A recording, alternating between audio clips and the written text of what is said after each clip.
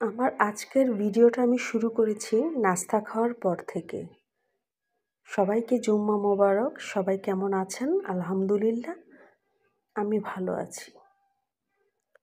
আজকে আমার ভিডিওটা এত বড় হয়েছে, আর যেহেতু শুক্রবার আপনাদের ভাইয়া বাসায় ছিল, দুজনেই আজকে সারাদিন ঘরদুয়ার পরিষ্কার করেছি।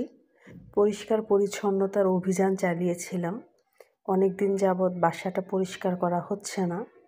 আর কিছু বাজারও এনেছে, কাটাকাটি করেছি। আর আমার যে হেল্পিং হ্যান্ড, ওই আপা আজকে আসেনি, উনি বাসা চেঞ্জ করেছে। 2 দিন উনি আসেনি, যার জন্য সম্পূর্ণ কাজ একা নিজ হাতে করতে হয়েছে।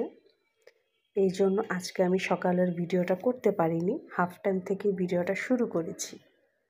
অনেকগুলো কাঁচামরিচ নিয়ে এসেছে, আর কাঁচামরিচগুলো পলিথিনে এভাবে রেখে দিলে কিন্তু হালকা পচে যায়, যার জন্য সবগুলো ক্লিন করে ধুয়ে পরিষ্কার করে আমি ফ্রিজে রেখে দিলাম। আর ফ্রিজটাও ক্লিন করেছি আজকে, যেহেতু একটু শীত পড়ে যাচ্ছে। শীতে তো ফ্রিজটা ধোয়া যাবে না, বরফ জমে যায়, যেহেতু হাত একটু ব্যথা করে। আর একটু ঠান্ডার সমস্যা আছে আমার, যার জন্য সব কিছু আজকে পরিষ্কার পরিচ্ছন্ন করে নিলাম। বিছানাগুলো ঝেড়ে পরিষ্কার করে নতুন চাদর বিছিয়ে নিলাম, ধোয়া চাদর। ছেলে যেহেতু নাই, ছেলের রুমটাও পরিষ্কার করে রাখলাম। বাসায় মানুষ মাত্র 2 জন, কিন্তু 3টা বিছানাই পরিষ্কার করেছি। চাদরগুলো সবগুলো রুমে চেঞ্জ করলাম। আর দুপুরে রান্নার জন্য আজকে আমি মোরগ পোলাও রান্না করব। চিকেন যে সবজিটা আছে, সবজিটা রান্না করব। এগুলার জন্য কাটাকাটি করে নিয়েছি ব্যাক ক্যামেরাতে, ওগুলো আর দেখালাম না। সব কিছু পরিষ্কার করে নিচ্ছি। ধুলোবালি এত পরিমাণ হয়, আর আমার বাসাটা অনেক উপরে হওয়াতে অনেক ধুলো হয় আমার ফার্নিচারে। অন্তত 1 সপ্তাহ বা 10 দিন পর পর সব কিছু ঝাড়তে হয়, তা না হলে কাপড় চোপড় দেখা যায় সবই একটু আঠালো হয়ে যায়, ময়লা সব কিছু। তাই আজকে ঝাড়পোছ করে নিচ্ছি। আপনারা কে কোথা থেকে দেখছেন অবশ্যই কমেন্টস করে জানাবেন। আমি নারায়ণগঞ্জ থেকে বলছি। আসলে প্রত্যেকটা পরিবারের পুরুষ লোক বাজারের ব্যাগ টানতে টানতে তাদের দিন চলে যায়, আর আমরা মেয়েরা বাজারের ব্যাগের তরকারি নামিয়ে কী দিয়ে কী রান্না করব, এগুলো ভাবতে ভাবতেও আমাদের দিন চলে যায়। আসলে পুরুষ কি নারী কি, কারো কাজই ছোট করে দেখা উচিত না। প্রত্যেকের কাজই যার যার জায়গা থেকে কঠিন। আসলে সহজ করে নেওয়াটা হচ্ছে আমাদের মনুষ্যত্বের ব্যাপার। সব মানুষেরই কাজের ধরন একই রকম, যার যার জায়গা থেকে তার তার কাজের সম্মান করা উচিত। অনেক পুরুষ লোক আছে মেয়েদের কাজকে একদমই গণ্য মনে করে না। তারা মনে করে মেয়েরা বাসায় থাকে, তারা রান্নাবান্না করে, এটা আর কি এমন কাজ। আসলে যারা কাজগুলো করে তারাই বুঝে কাজগুলো কত কঠিন। এত কিছু পরিষ্কার করার পরও রান্নাবান্না করছি, এটাও কিন্তু অনেক। পুরুষ লোক দেখবেন এই কাজগুলো, আমরা যেই মহিলারা কাজগুলো করি, এই কাজগুলো যদি তারা করতে আসে, দেখবেন তারা হাঁপিয়ে যাবে। কিন্তু বলার সময় কিন্তু কেউ একানা কম বলে না।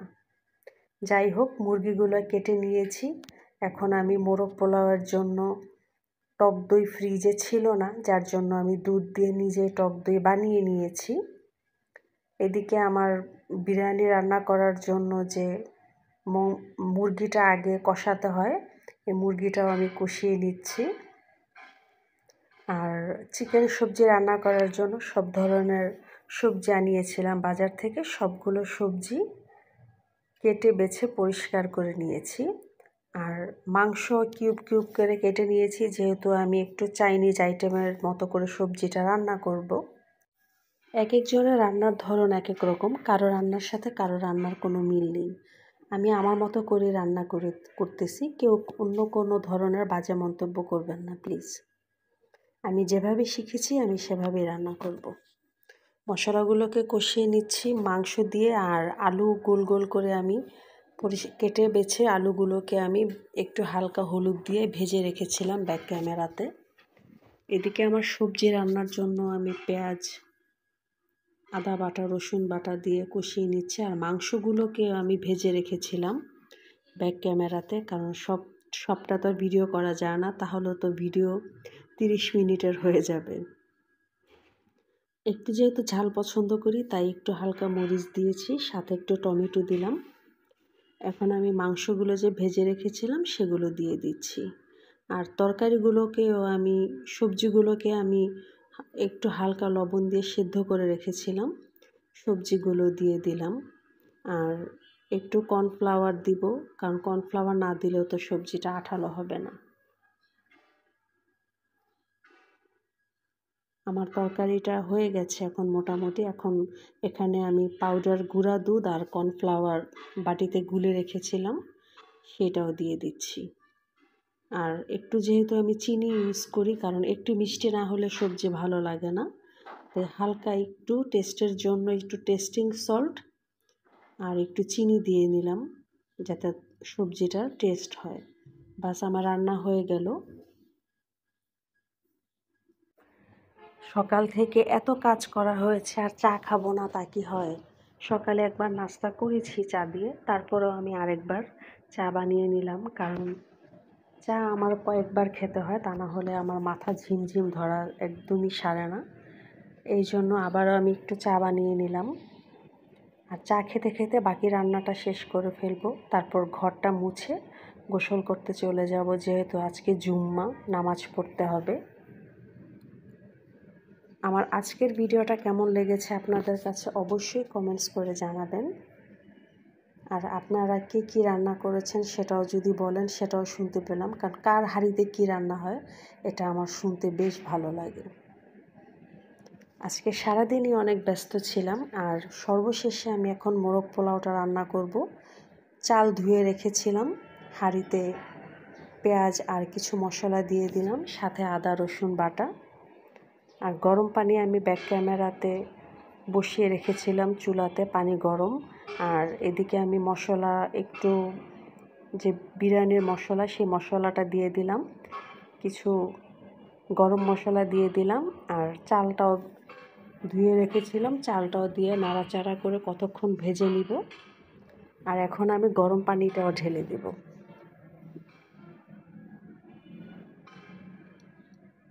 পানিটা কিছুটা শুকানোর আগ পর্যন্ত অপেক্ষা করতে হবে। যখনই পানিটা একটু কমে আসবে তখনই আমি মাংসটা দিয়ে দিব। আপনাদের কাছে বিরিয়ানি খেতে কার কাছে কেমন লাগে? আমার কিন্তু বেশ ভালো লাগে। আর আমার বাসায় আমরা দুজনেই অনেক পছন্দ করি বিরিয়ানিটা। শুক্রবার আসলে আমাদের এই রান্নাটা করা হয়। তো এই ছিল আমার আজকের ভিডিওটা কেমন লেগেছে অবশ্যই কমেন্টস করে জানাবেন, এবং রান্নাগুলো কেমন হয়েছে সেটাও কমেন্টস করে জানাবেন। আজকের ভিডিওটা এই পর্যন্তই। সবাইকে আবারও জুম্মা মোবারক। সবাই ভালো থাকবেন। আল্লাহ হাফেজ।